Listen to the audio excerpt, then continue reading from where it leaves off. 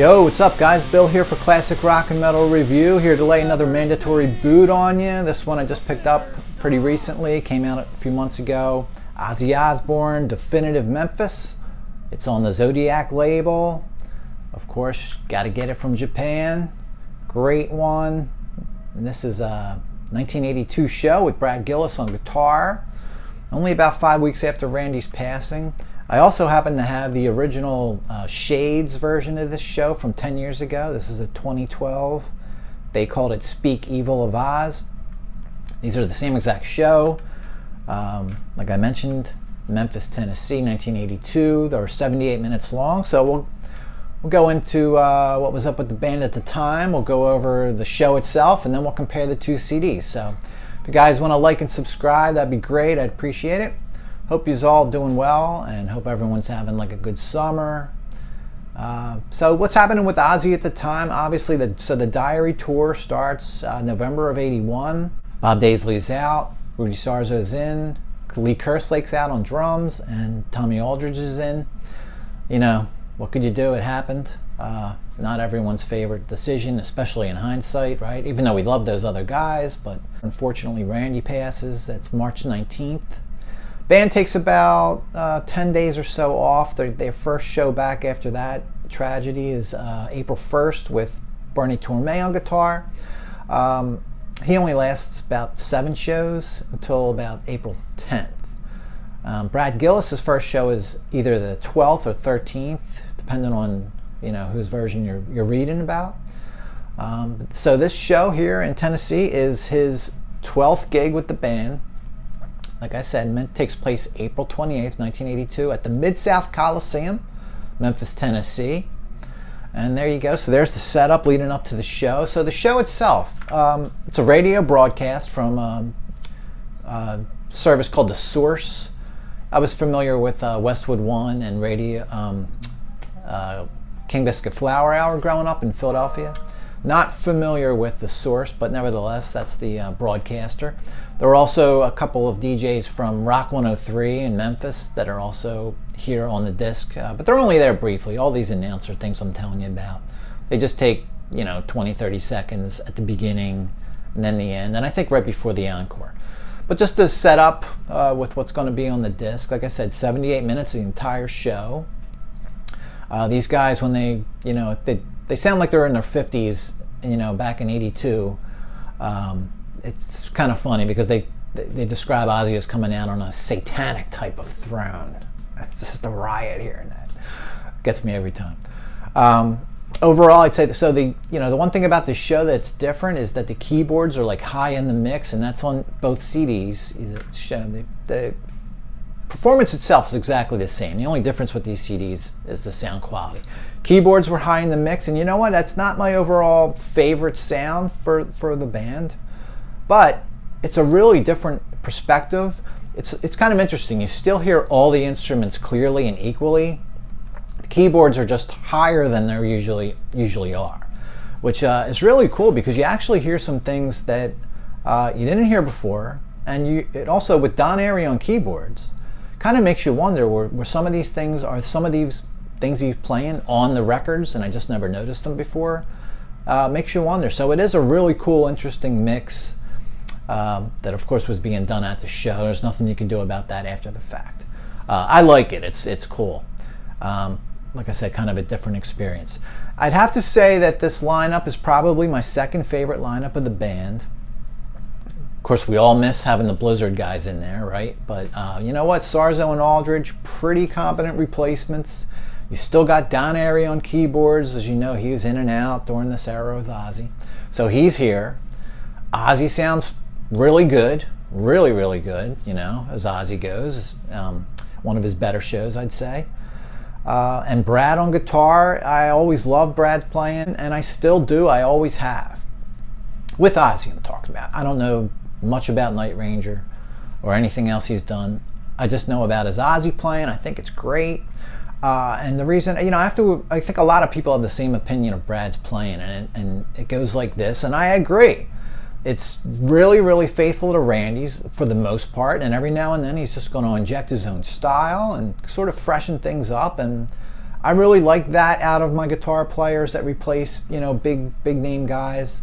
Something that comes to mind for me in a similar vein was Roger Waters' 2000 tour, 99 and 2000 tours. He had Doyle Bramhall II on guitar, who played 70 or 75% of Gilmour's solos exactly like Gilmour played them back in the day, but puts about 25% of his own style in there. So it seems like he kept the riffs that were really vital to the song, you know, and then where it was okay to go off on his own, he did. That's what this reminds me of. Brad's playing mostly all the key parts that Randy played, those iconic parts of the solos where, you know, if it wouldn't sound this, if he wasn't imitating Randy to the T, it wouldn't sound right. Keeps faithful there, and when he can, goes off on his own. So I love the playing on here. And that's your lineup, you know, Ozzy, Brad, Don Airey on keyboards, Rudy, and Tommy. So awesome show lineup as far as I'm concerned. Now, let's get into, you know, we'll get into the Setlist real quick here. You got the radio introduction that I told you about, Diary of a Madman, the music playing over the tape, standard Setlist for the era. Over the Mountain, which is awesome. As you know, I'm a huge fan of Diary, so anything I can get off of that album. So Over the Mountains here, as you know, it was only on this sort of section of the tour. The year prior, when they were doing some Diary songs, you only got Believer and Flying High, but you do get Over the Mountain at this point. Awesome, which goes right into Mr. Crowley, and like I was mentioning earlier about how the keyboards are up in the mix. It sounds awesome. Like the keyboard sound here is great. You know, that haunting sort of castle sound that he has for the beginning of Mr. Crowley sounds killer. Then you get to Crazy Train, Revelation, Mother Earth, right into Steal Away the Night, as usual. Suicide Solution sounds great. Band gets to expand with their solos. There's a guitar solo first, then sort of a reprise. They call it Suicide Solution Reprise. This is that section, same thing that you see on like the Speak of the Devil video from June, which MTV, of course, aired originally, where they have like that instrumental passage where the whole band's playing at once. Really cool. It sounds like something that, you know, you were hoping they were going to record at some point. Sounds so good. Never did, but which, you know, it's kind of cool in a way because now it's, you know, unique to this tour and this show. Drum solo, which band comes out of that and does a little more jamming and goes into Goodbye to Romance. A little bit of a weird transition there, I got to admit, but just great to hear that song. You know, this is another one where I think it was, you know, just like Over the Mountain, sort of unique to this section of the tour, at least as far as playing it almost every night. I know they had played it on the first tour all the time too. Then you go into I Don't Know, and Believer, and Flying High Again. Of course, like I said, I can't get enough of my Diary material. Then you get the Sabbath section with Iron Man, Children of the Grave. Brad sounds awesome doing Sabbath. I mean, even at this early stage, you know. Band takes a break, comes back out, does Paranoid as their encore. Then you get the announcers sort of closing out the show. Ozzy does a bunch of radio, what would you call them? Radio spots, you know, announcing that the concert's being broadcast live. So he does that like 3 or 4 times. And one thing that's different about Ozzy here, and like I said, his vocals sound great. No cursing, you know, it's like he was able to restrain himself. I don't think I even heard anything like muted or, you know, overdubbed to edit out anything. Just kept it clean tonight. Doesn't take anything away, but it's not your typical wild Ozzy, you know, showmanship performance as far as that goes. Overall, man, I love this show. It's a great, you know, I mean, how many other bootlegs do we have from this tour? We have Kalamazoo. I think there's a Bloomington with, you know, Kalamazoo with Randy, February. I think around the same era, there's a Minnesota show that's out there. It's really hard to find. I've been trying to track that down for years. Sound quality's not awesome on the, I think it's Bloomington, Minnesota. Sound quality's not great. Tape sort of wobbling, but nevertheless, I want to try to get it if I can. Anyway, you have one of only like 3 bootlegs from this tour. I'm not counting the one that's a ripoff of the Speak of the Devil video. I guess that would be number 4. As far as soundboards, right? Guys should know by now I'm a soundboard dude. Great show. So what's the difference with our new version here? So the original Speak Evil of Oz sounded great. Like I said, from the Shades label from 2012. Sounded awesome as it was. If I had to say anything, production's a little dry, a little on the flat sort of sound side. Totally cleaned up on our new version by Zodiac. Nice and bright, nice and clear. This could actually literally pass as a new Ozzy live album, and literally nobody would complain about the sound quality. That's how perfect this sounds. It's almost too good, to be honest with you. It's just fantastic. Everything's rich and clear. Any sort of dryness or flatness has been totally cleaned up. You have a nice, full, rich, bright sound on this one. I really can't complain about it at all.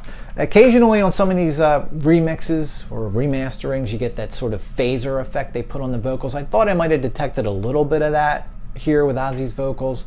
The more I listen to it, the less I think. I actually went back and, like I said, listened to the Speak Evil of Oz version. It's there a little bit on here, so it must have been something at the show, not a post-production remaster by Zodiac. So negative on that. It just sounds great. I really think it's the definitive version at this point. I paid $23 for this from Japan, like I said, plus shipping. I could have paid $4 more for another copy of Speak of the Devil, Irvine Meadows, June of '82 show. So that would have been $27, but I already have it. So $23 just for the disc alone. It's a great one, man. You gotta have this. Now, honestly, I think Brad's playing is better by June and by the Ritz in September. Not that he doesn't sound great here. He's gonna sound better coming up in a few months. I mean, you know, it's only, like I said, his 12th gig with the band. So he's still probably finding his way a little bit. Sounds fantastic though. Don Air is really cool hearing the keyboard parts up. You're hearing things I think that might even have been played on the albums, and now we're kind of hearing them for the first time, or hearing them a lot clearer. So that's a cool aspect of this. Mandatory bootleg, guys. You gotta get it. Of course, you gotta get anything Ozzy soundboard anyway from me. So no exception here, even though I already own this show. I'm glad I spent $23 on this newer version. Get a good look on the inside cover. Of course, you know, they don't do booklets. You just get the front cover. Then you get this on the inside of the front cover. Another shot of Ozzy. Kind of cool. Looks like it's from the front row. The CD itself, right there. Cool picture with Ozzy and Brad. Behind the CD, yet another one. Looks like it was taken just a couple seconds later, maybe, right? Back cover I've already shown you before, but here you go again. Trying to get the glare off there for you. Nice little picture of the, little miniature picture of the tour promotion. Can't really see it good enough to give you details on that. And of course, when you're with Zodiac, or a lot of labels actually try to do this, you get the limited edition numbered sticker. The only thing I wish they would do with these though is put a slash and put the total number of you know, stickers that they're printing. See, yeah, I guess you could find it out if you search enough, but just be nice to know just by looking right at it. I got number 126, but out of how many, right? It's usually 300 or 500, but it could be anything really. So it'd be nice if they just decided to put that on there. Some brands do, not in this case. All right, guys, Ozzy, Definitive Memphis '82. Get it. All right, guys, hope you guys are enjoying stuff, enjoying your summer. If you can like and subscribe if you're new to the channel, do it. We talk bootlegs, talk rare stuff, we do concert reviews. You know what's up. All right, man, catch you later.